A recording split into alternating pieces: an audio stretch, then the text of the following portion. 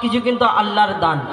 এই দুনিয়াতে আমরা যা কিছু আমরা এই জমিনে আমরা যে বসবাস করছি, এই দুনিয়াতে অনেক জায়গায় বেশি সমুদ্র, বেশি পানি এবং জমিন কম, কিন্তু আল্লাহ যদি চাইতো, যদি পুরো দুনিয়াটাকে পুরো পানিতে করে রাখতো, ভাসিয়ে রাখতো, এই পানি যদি হতো আমরা থাকতাম কোথায়?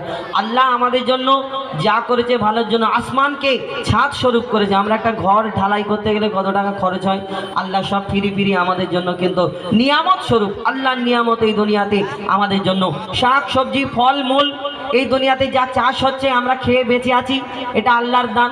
অনেকজনা বলে ওরে বাপরে বাবা আল্লাহর দান, আমরা চাষ করি তবে খাওয়া হয়। তোমার চাষ যদি বন্ধ হয়ে যায়, চাষে যদি খরা পড়ে যায়, তখন আল্লাহর কাছে কেন কাঁদো? আল্লাহ আমাদের এই ফিরিয়ে দাও।